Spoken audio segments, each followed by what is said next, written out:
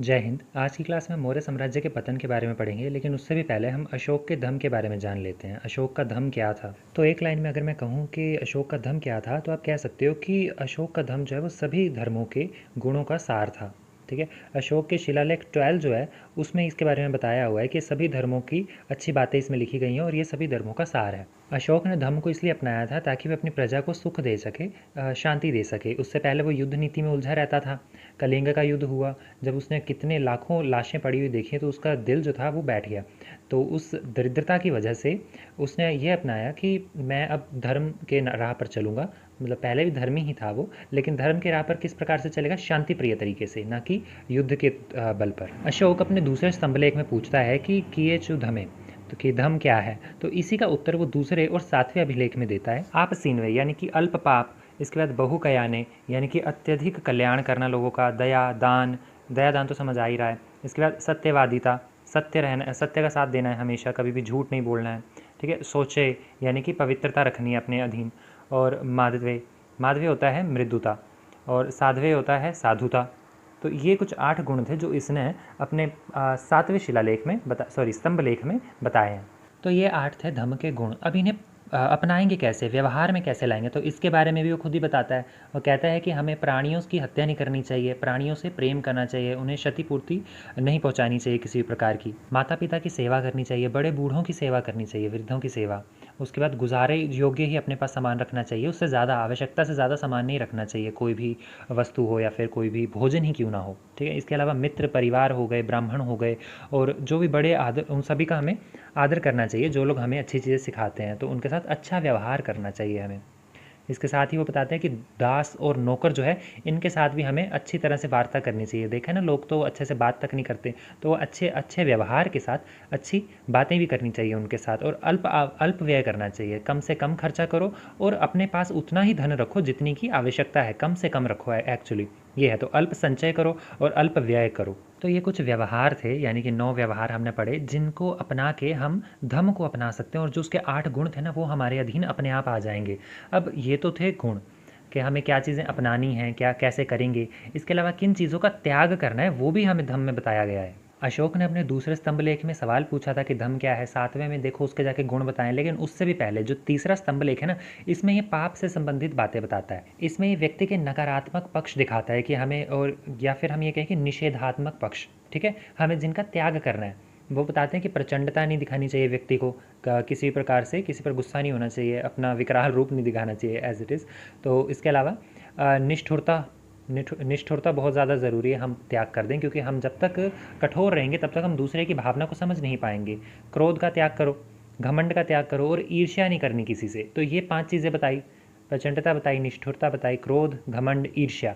इन 5 निर्गुणों का, ये जो दुर्गुण हैं, इनका त्याग करना है। तो ये थे धम्म के गुण अवगुण, यानी कि व्यक्ति जब अपनाएगा तो उसके गुण और कौन से अवगुण हैं जो छूट जाएंगे उसके, और किस प्रकार से उसे अपनाना है। अब हम बात कर लेते हैं धम्म की स्थापना के क्या कारण थे। तो 3 ही कारण थे बेसिकली। ठीक है। एक तो था वंश का प्रभाव, दूसरा था सामाजिक एकता के लिए, और तीसरा था राजनीतिक एकता के लिए। तो पहला है वंश का प्रभाव। वंश का प्रभाव कैसे? देखो, मौर्य सम्राट, जब मौर्य साम्राज्य की स्थापना हुई ना, तो उस समय अस्तित्व में और भी ज़्यादा धर्म आ रहे थे, जैसे कि जैन धर्म अस्तित्व में आ रहा था, बौद्ध धर्म अस्तित्व में आ रहा था। तो मौर्य सम्राट की क्या हुआ कि उस समय की जो प्रकृति है वो अपने आप ही बदल गई। इस समय क्या हुआ, इस काल में बौद्ध और जैन धर्म का प्रभाव इन पर पड़ना शुरू हो गया। चंद्रगुप्त मौर्य ने तो जैन धर्म ग्रहण कर लिया था, और जब इसने राज सत्ता छोड़ दी, उसके बाद इसने जैन धर्म जो अपनाया, मतलब पहले से अपनाता था उसे, लेकिन जैन मुनियों में पता क्या होता है, ये क्या करते हैं, मरते नहीं, मतलब प्राकृतिक मृत्यु को प्राप्त नहीं होते ये जब चाहे अपना शरीर त्यागते हैं, उपवास रखते हैं और उसके बाद अपनी मृत्यु को आह्वान देते हैं। तो इसी प्रकार से चंद्रगुप्त मौर्य ने किया था, और इसी का असर फिर उसके आगे जो बेटा था बिंदुसार, तो बिंदुसार ने बौद्ध धर्म अपनाया। पिता ने कौन सा? चंद्रगुप्त ने जैन धर्म अपनाया, बिंदुसार ने बौद्ध धर्म अपनाया। ये बौद्ध धर्म में विश्वास रखता था। और अब हमें तो ये भी पता चलता है कि मौर्य काल में इन्होंने यूनानियों के साथ भी संबंध स्थापित किए थे। जैसे सेल्यूकस निकेटर को हराया था, उसकी बेटी से शादी की थी, तो वो भी तो एक अलग विचारधारा धर्म वाला था ना। तो मौर्य ने यूनानियों के साथ भी संबंध स्थापित किए, और इसी का प्रभाव आगे इसके बेटे अशोक पर पड़ा। तो ये जो वातावरण है, ऐसा समाजवादी वातावरण उत्पन्न हो गया था कि अशोक एक रूढ़िवादी विचारधारा में फंसा ही नहीं, वो एक अरूढ़िवादी विचारधारा की तरफ आकर्षित होता गया। आप इसको ऐसे समझ सकते हो जैसे कि मुगलों में हम देख लेते हैं, सारे के सारे क्रूर शासक थे, लेकिन अकबर जो है उसमें क्रूरता कम थी लेकिन कम थी बाकियों के मुकाबले। क्यों थी? क्योंकि उस समय भक्ति आंदोलन चल रहा था। समाज सारा जो है वो अच्छे गुणों को अपनाना चाहता था और बुरे गुणों का त्याग करना चाहता था। तभी तो देखो सिखिज़्म की शुरुआत वहाँ से हुई है, उसके बाद सूफी संत वहाँ पे आए, भक्ति आंदोलन चल रहा था तो उसका प्रभाव उस पर पड़ा, तो वही वैसा राजा बना। तो सेम वही चीज़ यहाँ पे हुई है, ठीक है। यहाँ पे अलग अलग धर्मों का प्रभाव एक व्यक्ति पर पड़ा है और उसने क्या किया, उन सभी धर्मों को साथ लेकर चलने का प्रयास किया। धर्म की स्थापना के लिए दूसरा कारण इनके पास था सामाजिक एकता। तो सामाजिक एकता के लिए साम्राज्य इतना ज़्यादा बड़ा हो गया, मौर्य साम्राज्य इतना ज़्यादा बड़ा हो गया कि उसके अंदर कई प्रकार के धर्म आ रहे हैं। मतलब संप्रदाय तो अभी 2 और ही थे, लेकिन हम कह सकते हैं कि इसके अलावा विचारधाराएं बहुत सारी थीं। तो और संप्रदाय जुड़ गए और नागरिक जुड़ गए, इतने सारे लोग, अर्थव्यवस्थाएं, धर्म इतने सारे आ गए इसमें कि अब उन पे शांतिपूर्ण नियंत्रण रखना था। कोई कल को विद्रोह ना हो तो क्या करना है, सैनिक बल तो नहीं लगा सकते हम। सैनिक बल तो यह है कि कम से कम आवश्यकता पड़े उसकी। तो एक ऐसी नीति लाओ जिसको सभी लोग माने और जिसका जो प्रभाव है वो सभी संप्रदायों पर पड़े और अच्छा प्रभाव। क्योंकि नए नए संप्रदाय के उदय के कारण क्या हो रहा था, वातावरण काफ़ी ज़्यादा अशांत हो गया था, नए और पुराने विचारधाराओं के टकराव हो रहे थे। सामाजिक एकता की स्थापना के लिए अशोक ने धम्म की नीति का प्रचलन किया। तीसरा कारण था राजनीतिक एकता के लिए। अब कई प्रकार के संप्रदाय हैं, कई प्रकार के समाज हैं, कई प्रकार की अर्थव्यवस्थाएं हैं, सभी को अलग अलग तरीके से कैसे हैंडल किया जा सकता है, सभी के अलग अलग चलन हैं, तो इन सभी को किसी एक चलन के अधीन ले आना है ना। क्योंकि नौकरशाही है और नौकरशाही किसके अधीन आ रही है, एक केंद्रीकृत राजा के अधीन आ रही है। तो केंद्रीकृत राजा जो है वो किन किन पर अपना अंकुश रखेगा, सब पे तो रख नहीं सकता। तो उसके लिए इन्होंने क्या किया, एक धर्म का प्रचार किया, एक ऐसा धर्म लेकर आ गए जिसका अगर सब लोग मानेंगे तो अपने धर्म को भी मानो और इसको भी मानो। इसको मानने से ये है कि आप इस विचारधारा से जुड़ जाओगे, राष्ट्र की भावना से जुड़ जाओगे। तो इसलिए राजनीतिक एकता के लिए भी काफ़ी ज़्यादा महत्वपूर्ण था। इसके बाद हमारे पास ना एक पॉइंट आ जाता है कि धम्म के क्या सिद्धांत थे। तो आपने क्या लिखने हैं, यही सारी चीज़ें लिख देनी है जो अच्छे अच्छे गुण पढ़े ना हमने, यही इसके सिद्धांत हो जाते हैं। जैसे कि बड़ों का सम्मान करना, छोटों के प्रति प्रेम भावना रखना, सत्य बोलना, दान देना, अहिंसा करना, पाप रहित जीवन जीना और सच्चे रीति रिवाजों का पालन करना जो धर्म के अनुसार चलते हैं, ठीक है वो। और बाकी धार्मिक सहनशीलता को बरतना, क्योंकि उस समय संप्रदाय आ गए थे। आत्म परीक्षण करते रहना और सबसे ज़रूरी धर्म का लक्ष्य जो है वो परलोक सुधारना है। इनका भी धर्म का लक्ष्य क्या था, परलोक सुधारना। प्राचीन धर्म जो है उनमें एक चीज़ आपको कॉमन दिखेगी कि क्या कर रहे हैं ये लोग, परलोक को सुधारने वाले मार्ग जो हैं उसको प्रशस्त कर रहे हैं। इसके अलावा आधुनिक समय में जैसे जैसे और कई प्रकार के धर्म आ चुके हैं आजकल, लगभग 100 के आसपास धर्म है। तो 100 के आसपास तक जो विचारधाराएं हैं, इसमें जो सबसे रीसेंट विचारधारा है ना, इनमें हमें सभी में नहीं लेकिन ज़्यादातर में क्या देखने को मिलता है कि भोग विलासिता को भी इन्होंने अपनाने पर बल दिया है। भोग विलासिता अर्थात गृहस्थ जीवन जीना है। इसके अलावा जो अन्य धर्म है वो क्या करते हैं, वो सिर्फ मृत्यु को ही अंतिम मार्ग मानते हैं। तो ये थे धम्म की स्थापना के कारण। अब हम जान लेते हैं धम्म प्रचार के क्या क्या साधन थे, या फिर हम कहें क्या उपचार थे, उपाय थे। शॉर्ट फॉर्म में, मतलब ईजी लैंग्वेज में कहूँ कि धम्म को किस प्रकार से लोगों तक पहुँचाया। तो इसका सबसे पहला पॉइंट है हमारे पास व्यक्तिगत उदाहरण। सम्राट अशोक ने स्वयं ये जो धम्म है ना, इस धर्म को अपनाया, इसके सिद्धांतों को अपनाया, जिससे कि सामान्य जनता में यह विश्वास उत्पन्न हो गया कि सम्राट ने भी इसी चीज़ को अपनाया है तो हमें भी इस चीज़ को अपनाना चाहिए। इसको अपनाकर सम्राट ने क्या किया, भोग विलासिता का जीवन जो है उसको छोड़ दिया बिल्कुल ही। इसके अलावा शिकार करने जाता था वो भी उसने छोड़ दिया। जीवन में जो बहुमूल्य वस्तुओं का वो उपभोग करता था उसका भी त्याग कर दिया उसने। सम्राट ने युद्ध करना बंद कर दिया, अपने परिवार के साथ, प्रजा के साथ प्रेम से रहना उसने स्वीकार किया। और वो तो अपने शिलालेखों में ये भी बताता है कि वो परिवार किसे कह रहा है, वो अपनी प्रजा को ही अपनी संतान बोल रहा है। उसने सभी धर्मों के प्रति सहनशीलता की नीति अपनाई। तो इन सभी बातों से क्या हुआ कि प्रजा पर काफी ज्यादा प्रभाव पड़ा। धर्म के प्रचार का दूसरा साधन क्या था उसके पास, कि धर्म महामात्रों की नियुक्ति की जाए। अशोक के 5वें शिलालेख में हमें पता चलता है कि अशोक ने 13वें वर्ष में, अपने शासनकाल के 13वें वर्ष में इसने क्या किया, धर्म महामात्रों की नियुक्ति की। इनका काम क्या होता था कि धार्मिक संप्रदाय जो है ना, अलग अलग के, हिंदू है, जैन है, बौद्ध है, तो इन सभी के बीच में अगर कहीं पे एक दूसरे के प्रति द्वेष पैदा हो रहा है तो उसको जाके समाप्त करना, इनमें एकता का बल देना इनको।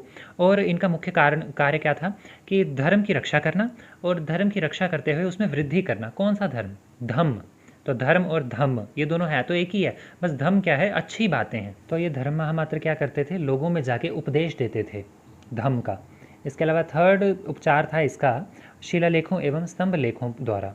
अशोक ने अपने शिलालेख खुदवाए, कई प्रकार के स्तंभ लेख खुदवाए, तो इन पर उसने अच्छी अच्छी बातें लिखी कि ये सिद्धांत है, आपको इनका पालन करना है। इसी के साथ गुहा लेख जो है, गुफाओं पे भी इसने काफ़ी ज़्यादा बातें खुदवाई। इन सभी चीज़ों पर ये जो गढ़वाया इसने, लिखवाया, इसका क्या कारण था? इसका ये कारण था कि लोग आम जीवन में आते जाते इसको पढ़ें और इसे अपने जीवन में अपनाना शुरू करें। ऐसी धर्म लिपियों ने धर्म को लोकप्रिय बनाया। आगे है सरकारी अधिकारियों को आदेश। तो अशोक के हम 13वें और 7वें अभिलेख में हमें पता चलता है कि इसने राजयुक्त, प्रादेशिक और युक्त नाम के पदाधिकारी नियुक्त किए। यहाँ पे क्या, ये नाम नहीं किसी के, ये जो पद हैं, ठीक है, तो इन पदों पर आसित किए। और ये क्या करते थे, साम्राज्य के अलग अलग क्षेत्रों में जाते थे और वहाँ पे जाके धर्म के उपदेश देते थे, धर्म का प्रचार करते थे। इसके उपदेशों में ये लोग एक चीज़ ध्यान रखते थे कि हर 5 वर्ष बाद हम देश के अलग अलग कोनों में जाएं। हर 5 वर्ष की अवधि होती थी और इस 5 वर्ष की अवधि में ही ये लोग साधारण जनता के साथ विचारों का आदान प्रदान करते थे। पांचवा और सबसे आखिरी उपचार था, यानी कि सबसे ये प्रभावशाली था, धर्म श्रवण। राजा ने क्या किया कि 7वें अभिलेख में ना हमें पता चलता है कि अशोक स्वयं जनता के बीच में जाके उन्हें उपदेश देता था, धार्मिक उपदेश स्वयं जा रहा है। तो स्वयं अगर राजा ही आपके पास आके आपको अच्छी बात बताए कोई, तो आप पर प्रभाव ज़्यादा अच्छा पड़ेगा। मतलब जिसको हम राजा मानते हैं, अपना सर्वोपरि सब कुछ हमने राजा को माना हुआ है, वही हमारे पास आके हमें धर्म क्या क्या है धर्म वो बताए, हमसे पूछे कि क्या है धर्म और उसके बाद हमें बताए कि ये है धर्म। तो ये चीज़ अशोक खुद करता था, ये पूछता था और बताता भी था। तो उससे स्वाभाविक है कि राजा के द्वारा बोले गए वचन जो है वो आम जनता के मन पर ज़्यादा गंभीर प्रभाव डालते हैं। तो इसी कारण लोगों में जो धम्म का प्रचार है वो और ज़्यादा तीव्र गति से होने लगा। इसके पीछे ना एक डॉक्टर भंडारकर है, वो लिखते हैं कि अशोक सच्चे अर्थों में धर्म प्रचारक बन गया था। तो यही था धम्म, उसके सिद्धांत और किस प्रकार से उसका फैलाया साम्राज्य में। अब हम अपना नेक्स्ट क्वेश्चन देख लेते हैं। शॉर्ट क्वेश्चन नहीं, मैं पढ़ाऊंगा नहीं आपको, सामने आपकी स्क्रीन पर दिख रहा है, बस मौर्य काल की जो विशेषताएं हैं इसका वर्णन कीजिए। ये 10 विशेषताएं आपको दिख रही हैं, ये पढ़ लेना। अगर आने के चांसेस हैं इसके एग्जाम में, इसलिए मैं कह रहा हूँ आपको। अगर आपको समझ नहीं आता है तो आप मुझे कमेंट सेक्शन में बता दीजिएगा, मैं इस पर लॉन्ग वीडियो बना दूंगा। नेक्स्ट क्वेश्चन पे चलते हैं अब हम। नेक्स्ट क्वेश्चन है हमारा, मौर्य साम्राज्य के पतन के क्या कारण थे, या फिर मौर्य साम्राज्य का पतन किन कारणों से हुआ। तो मौर्य साम्राज्य का पतन जो है वो अशोक की मृत्यु के बाद आरंभ हुआ। अशोक के निर्बल उत्तराधिकारी थे जिनकी वजह से साम्राज्य संगठित नहीं रह पाया और वो कई हिस्सों में टूट गया। उत्तर पश्चिमी सीमा तो बुरी तरह से तहस नहस हो गई। इसके अलावा हम देखते हैं कि हमें केंद्रीकृत शासन जो है वो इतना ज़्यादा केंद्रीकृत था कि बाकी लोग जो थे वो काम ही कर नहीं पा रहे थे। तो काम ही नहीं कर पा रहे हैं अपना, और शासक भी निरंकुश है, ऊपर से अयोग्य है, तो कैसे सारा काम संभालेगा, है ना। राष्ट्र भावना की चेतना भी नहीं थी लोगों में बिल्कुल भी, जिसकी वजह से, क्योंकि उनमें कार्य करने के लिए कोई कारण ही नहीं था। एक राजा था, बस उसी के अधीन रहना है, हमने उसी कामों पे चलना है, जो कि अयोग्य है, उपदेश भी नहीं देता है अच्छे कार्यों का। और आर्थिक और सांस्कृतिक असमानता जो थी ना, यही सबसे बड़ा कारण बनती है। इतना बड़ा विशाल साम्राज्य है, आज भी देखा जाए तो डेमोक्रेटिक इंडिया में क्या हो रहा है, नॉर्थ इंडिया साउथ इंडिया आपस में लड़ रहे हैं, नॉर्थ नॉर्थ साउथ साउथ में। तो उस समय सोचो क्या हाल हुआ होगा। इतना बड़ा विशाल साम्राज्य है, 5 हिस्सों में भारत बटा पड़ा था, तो हर तरफ से अलग अलग टूटना तो संभव ही था। इसके अलावा थोड़ा बहुत आग में घी का काम ना प्रांतीय प्रशासक जो थे ना, शासक, उनके अत्याचारों ने भी किया। वो लोग इतने ज़्यादा अत्याचार करते थे लोगों पर कि लोगों ने विद्रोह करना शुरू कर दिया। इसके अलावा अत्यधिक कर लगाया गया था। अशोक के उत्तरदायित्व जो थे वो भी देखा जाए तो धम्म, उसकी वजह से भी काफ़ी ज़्यादा नुकसान हो रखा था। तो ये सारे कुछ कारण थे, आगे हम डिटेल में पढ़ेंगे। लेकिन आप ध्यान दोगे तो आपको पता चलेगा कि अशोक की मृत्यु 232 ईस्वी पूर्व में हुई, यानी कि 40 साल तक लगभग उसने राज किया। और उसके मरने के 50 वर्षों बाद, पूरे 50 वर्षों बाद 51, तो 184 ईस्वी पूर्व में इसका साम्राज्य पूरी तरह से समाप्त हो गया। यानी कि 50 वर्षों में ऐसा क्या हुआ कि इतना बड़ा विशाल साम्राज्य, विशाल से विशाल साम्राज्य भी 100,000 साल, तो मतलब इतना तगड़ा साम्राज्य था ये कि 1000 सालों तक रहना था। लेकिन चलो अगर बीच में कुछ कुरीतियाँ भी आ जाएँ तो मुगलों का देख लो, 200 साल तो फिर भी आगे एक्सटेंड हो गए उनके, लेकिन ये 50 सालों में खत्म हो गया। तो ऐसे क्या कारण उत्पन्न हुए कि इतनी जल्दी एक इतना बड़ा साम्राज्य नष्ट हो गया। बृहद्रथ जो अंतिम सम्राट था 184 ईस्वी पूर्व में, उसी के सेनापति पुष्यमित्र ने उसकी हत्या करके स्वयं गद्दी संभाल ली और मौर्य साम्राज्य का अंत हो गया। तो अब मौर्य साम्राज्य के पतन के कारणों को जान लेते हैं। तो उत्तरदायी कारणों में सबसे पहले नाम लिया जाता है अशोक और उसकी शांतिप्रिय नीति का, जो कि पूरी तरह से गलत हो सकती है, लेकिन ये सिर्फ 10% ही मायने रखती है, क्योंकि इसने शांतिप्रिय नीति अपनाई थी ना, उसकी वजह से साम्राज्य फिर से सुसंगठित हुआ था। बस ये है कि बाहरी आक्रमण जो है ना, उनसे ये बच नहीं पाया। अशोक ने अपनी साम्राज्यवादी नीति का त्याग करके धम्म विजय या फिर धर्म विजय की नीति का प्रतिपादन किया। शांतिप्रिय नीति के कारण इनके साम्राज्य की जो सैनिक शक्ति थी वो दुर्बल हो गई और पड़ोसी देशों में जो मौर्य साम्राज्य की शक्ति का प्रभाव था वो समाप्त हो गया। इसी स्थिति में क्या हुआ कि बैक्ट्रिया जो यूनानी शासक थे, उनका आक्रमण आरंभ हो गया। और अशोक के जो दुर्बल उत्तराधिकारी थे वो इस परिस्थिति को समझ नहीं पाए, इसे संभाल नहीं पाए और ये कमज़ोर होता गया और इसके इलाके जो है वो छिनते चले गए। दूसरा कारण था दुर्बल उत्तराधिकारी। अब कुछ इतिहासकारों का मानना है कि अशोक की जो शांतिप्रिय नीति थी ना वो बिल्कुल अच्छी थी, उसमें कोई भी कमी नहीं थी जो उसका साम्राज्य कमज़ोर हो जाए। अगर आने वाले उत्तराधिकारी दुर्बल ना होकर अशोक की तरह एक पराक्रमी होते, राजा होते, तो वो ऐसा होने ही नहीं देते कि ये नीति जो है वो अपना गलत रूप दिखा देती। अशोक की मृत्यु के बाद उसके उत्तराधिकारियों में कोई भी इतना ज़्यादा शक्तिशाली नहीं था जो इतने बड़े विशाल साम्राज्य में एकता की सूत्रपात करे या फिर हम कहें कि उसको सुरक्षित रखे। तो इसके अलावा मौर्य वंश में द्वेष भी उत्पन्न हो गया क्योंकि इतने सारे आगे राजकुमार बन गए थे, तो राजकुमारों में आपसी द्वेष चलने लग पड़ा, कलह चलने लग पड़ी। तो इसके कारण भी साम्राज्य का विघटन होना आरंभ हो गया, सभी अपने अपने साम्राज्य कुछ कुछ हिस्सा बांटने लग पड़े। तो ऐसी स्थिति में साम्राज्य का पतन होना तो स्वाभाविक ही था। ये अशोक की मृत्यु के बाद के जितने भी राजकुमार हुए, जो राजा बने, उन सब के बारे में बताया गया। पुराणों के अनुसार देखो 10 राजा और रहे थे। जो बौद्ध ग्रंथ हैं इनके अनुसार 6 थे। तारानाथ जो है वो तो कहते हैं कि भैया 3 ही थे, तिब्बती लेखक थे, तो ये तो कहते थे कि 3 ही हुए थे। लेकिन कल्हण की जो राज तरंगिणी है उसमें भी हमें पता चलता है अशोक की मृत्यु के बाद जो उसका उत्तराधिकारी था जालोक, वो इतना शक्तिशाली था, वो शैववादी था, वो इतना शक्तिशाली था कि उसने मलेच्छों को परास्त करके कन्नौज को भी अपने अधीन कर लिया था। यानी कि अशोक की मृत्यु के बाद भी साम्राज्य का विस्तार हो रहा था। तीसरा कारण था राजकोष का रिक्त होना। अब अशोक पर यह इल्ज़ाम लगाया जाता है कि धर्म प्रचार के कार्य में उसने काफ़ी ज़्यादा पैसे खर्च किए, जिसकी वजह से राज्य का जो राजकोष था वो रिक्त हो गया। इससे साम्राज्य की जो स्थिति थी ना वो काफ़ी ज़्यादा कमज़ोर हो गई। अशोक ने स्तूप बनवाए, बौद्ध विहार बनवाए, इनका निर्माण करवा कर इसने क्या किया, बौद्ध जो संघ होते थे उनको मुफ्त में दान कर दिए।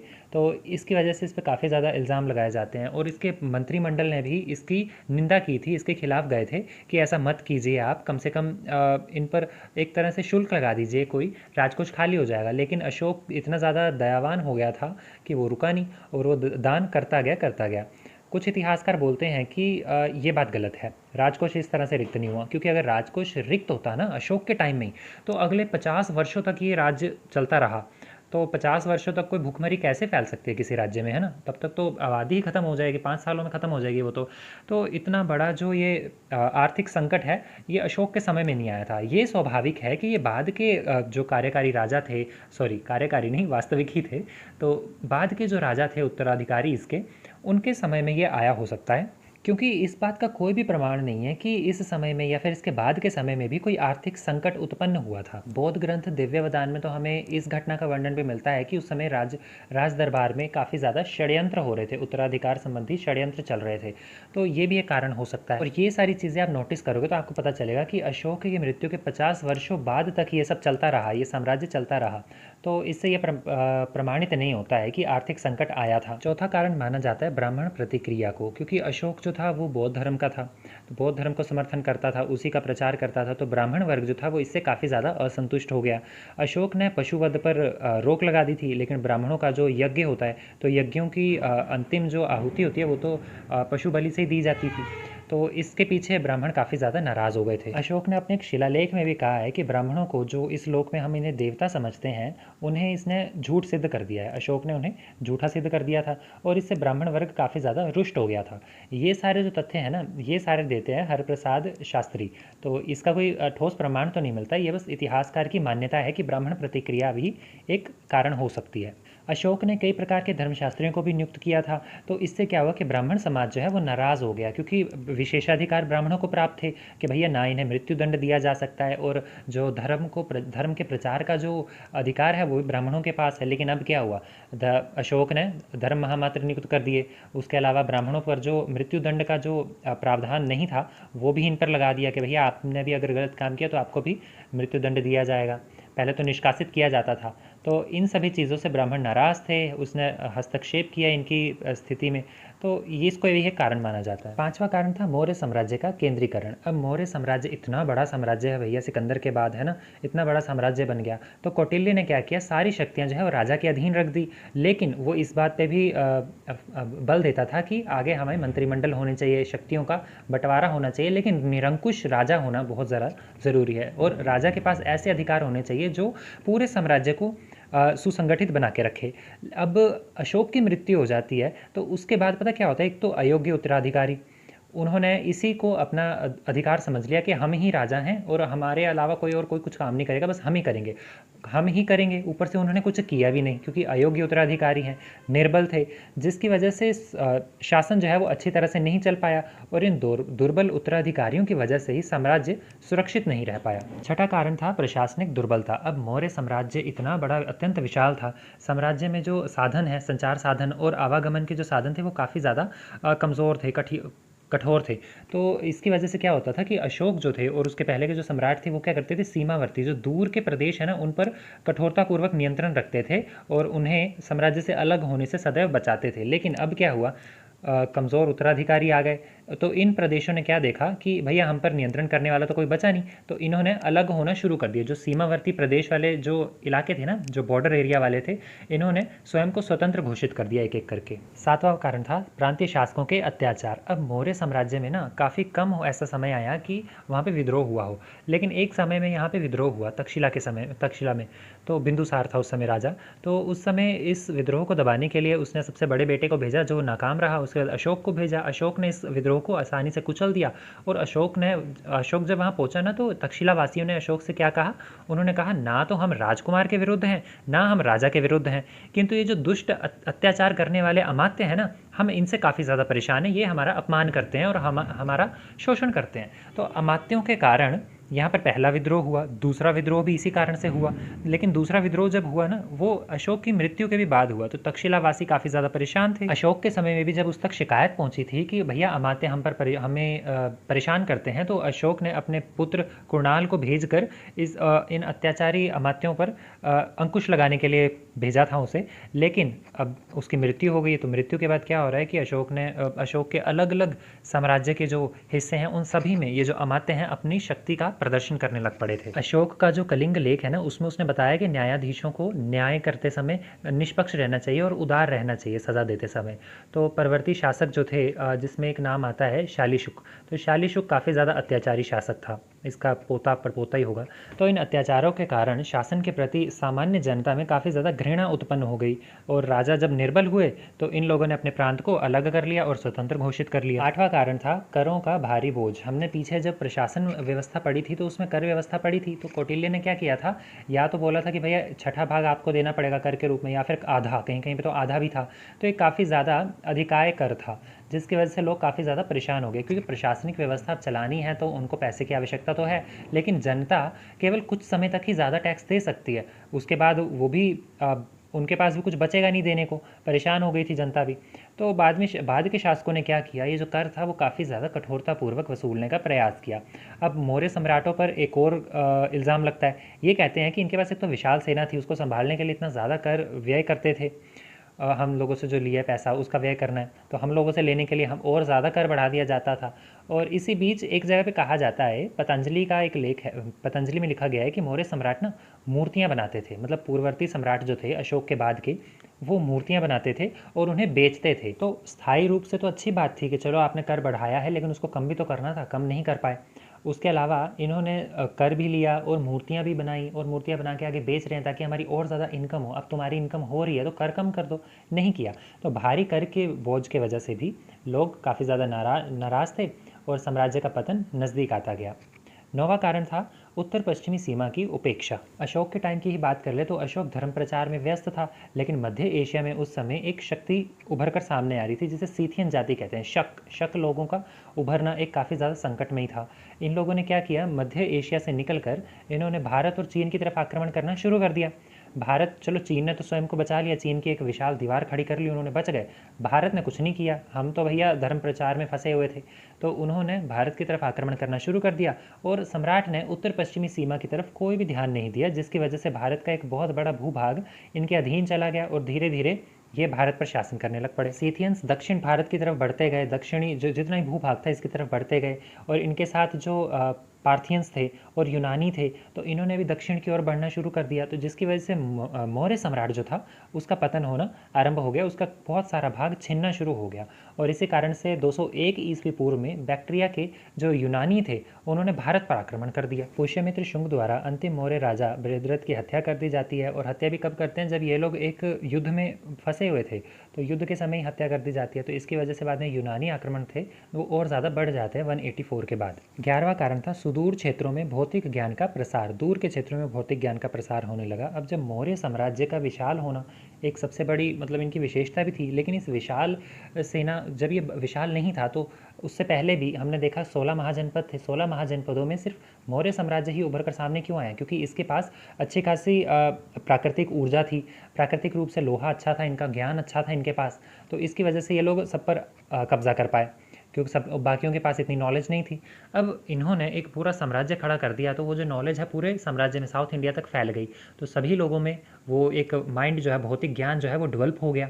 तो उसके बाद क्या हुआ कि वो जब सब इन्हीं के बराबर पहुंच गया तो उनमें एक चेतना जाग गई कि अब हम इनसे अलग होना भी जानते हैं, अब हम अलग हो जाएंगे इनसे। तो अब दूर के प्रदेशों में भी अस्त्र शस्त्रों का ज्ञान होने लग पड़ा, औजारों का ज्ञान होने लग पड़ा, तो इसके प्रभाव से इन्होंने विद्रोह करने शुरू कर दिए। और इसकी पृष्ठभूमि में हम देखते हैं कि शुंग और कण्व थे, तो ये मध्य भारत में, चेदी राजवंश आपने सुना होगा वो कलिंग में, और दक्षिण भारत में भी सातवाहन, इन सब का उदय हो जाता है। आखिरी कारण था राष्ट्रीय भावना में कमी। राष्ट्रीय भावना में कमी कैसे आई कि जब कौटिल्य के समय में तो शासन स्थापित हुआ था इतना बड़ा वाला, तो कौटिल्य ने क्या किया था, इस प्रशासनिक व्यवस्था में इसका आधार बनाया था वंशानुगत, ठीक है, कि जो नियुक्ति है वो हम करेंगे, तो नियुक्ति हम करेंगे, कोई प्रतियोगिता नहीं रखी इसने। तो प्रतियोगिता ही नहीं थी तो लोगों में फिर कोई अगर सेना में जाना चाहता है, उसका कोई शौक है जाना, तो उसमें जो देशभक्ति है वो उत्पन्न ही नहीं होगी, क्योंकि जब पता है कि कोई प्रतियोगिता ही नहीं है हमारे लिए, हम कैसे जाएंगे उसके अंदर, वो तो जो उनका मन है उसको उठा लेंगे ये लोग। तो एक राष्ट्रीय भावना ही उत्पन्न नहीं हुई लोगों में, तो एक ये कारण सबसे बड़ा बताया जाता है, जिसकी वजह से एक दुर्बल शासकों के काल में ये जो प्रशासन तंत्र है ये पूरी तरह से छिन्न भिन्न हो गया। दूसरा कारण एक ये कहा जाता है कि कोई भी प्रतिनिधि मंडल नहीं था, कोई भी सभा नहीं थी, संस्था नहीं थी, तो जिसकी वजह से एक नॉर्मल व्यक्ति यही सोचता था कि हम तक तो राजा पहुंच ही नहीं सकता, ना हम राजा तक पहुंच सकते हैं, भाड़ में जाए साम्राज्य। तो इसके चक्कर में क्या हुआ, राष्ट्रीय भावना की कमी आ गई लोगों में। तो इस प्रकार के जो वंशानुगत साम्राज्य है ये तो केवल तभी चल सकते हैं जब योग्य उत्तराधिकारी सामने हो, अयोग्य के चक्कर में पूरा साम्राज्य नष्ट हो गया। तो यही था हमारा आज का टॉपिक। आई होप आपको समझ में आया होगा। आज हमने मौर्य साम्राज्य पूरी तरह से खत्म कर दिया है। अब हम आगे संगम काल पढ़ेंगे, जिसमें हम उसका राज्य देखेंगे, साहित्य देखेंगे, समाज और संस्कृति को पढ़ेंगे। तो मिलते हैं फिर नेक्स्ट क्लास में। जय हिंद।